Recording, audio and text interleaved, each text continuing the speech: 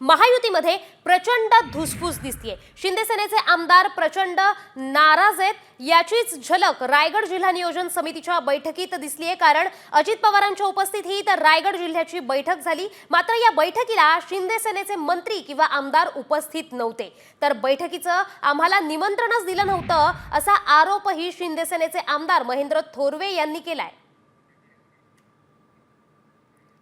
तर महेंद्र थोरवेंनी साम टीव्हीशी बोलताना काय प्रतिक्रिया दिली आहे ऐकूयात।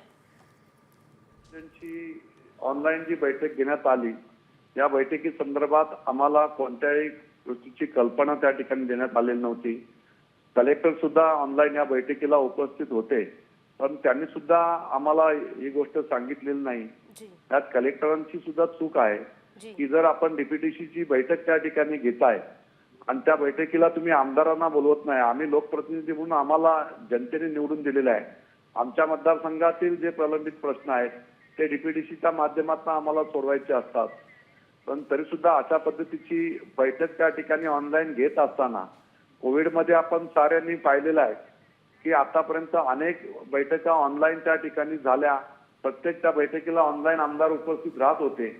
मग जर आता ऑनलाईन बैठक घ्यायची होती तर आम्हा आमदारांना सुद्धा लिंक पाठवली असती तर आम्ही ऑनलाईन उपस्थित राहिलो असतो, परंतु आम्हाला जाणीवपूर्वक त्या बैठकीचं निमंत्रण दिलं नाही असं आम्हाला वाटतं। मला असं वाटतंय की आता राज्यामध्ये पुन्हा एकदा शिवसेना, भारतीय जनता पार्टी, राष्ट्रवादी असं महायुतीचं सरकार आलेलं आहे। परंतु ज्या पद्धतीने रायगडमध्ये ज्या कुरघोड्या सुरू आहेत त्याच्यावरून आम्हाला असं वाटतंय की जो उठाव आम्ही 2.5-3 वर्षापूर्वी केला होता आणि त्या उठावामुळे पुन्हा एकदा राज्यामध्ये भारतीय जनता पार्टी, शिवसेनेचं सरकार राज्यामध्ये आलेलं होतं। या गोष्टीचा कदाचित आजच्या राज्यकर्त्यांना विसर पडलाय की काय असं आम्हाला वाटतं। तर या संदर्भात शिंदे सेनेचे आमदार महेंद्र दळवी यांनीही आपली प्रतिक्रिया दिली आहे। तर ती प्रतिक्रिया काय आहे ऐकूयात। असं आहे की ही मीटिंग रायगडमध्ये नाही आहे, वित्त विभागामध्ये आहे। दादांच्या उपस्थितीमध्ये आम्हाला आता कळालं की तिथे आदिती तत्कालीन मंत्री महोदय मीटिंगला उपस्थित होते, पण आम्हा तिन्ही आमदारांना याच्या कुठेही निमंत्रण वगैरे नाही आहे। त्याच्यामुळे आम्ही अनुपस्थित राहिलो।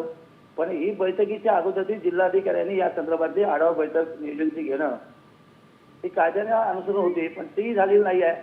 आणि मग आचार्य आम्हाला असं समजलं की ही मीटिंग वित्त विभागाच्या दालनामध्ये होते। असं समजण्याचा अभाव नाही आहे। आमची मागणी रास्त आहे, सदस्याच्या रूपाने आम्हाला पालकमंत्री पाहिजे हे सगळ्या रायगडवासियांचं म्हणणं आहे। 4 वेळचे ते आमदार आहेत आणि मग आधी तत्कालीन स्थगिती देखील आमच्या तक्रारी मिळालेली आहे आणि मी आशावादी 1-2 दिवसांमध्ये आमचे मुख्य नेते शिंदे साहेब या संदर्भातला योग्य निर्णय घेतील आणि रायगडला न्याय देतील। आम्ही आशावादी निश्चित आहोत।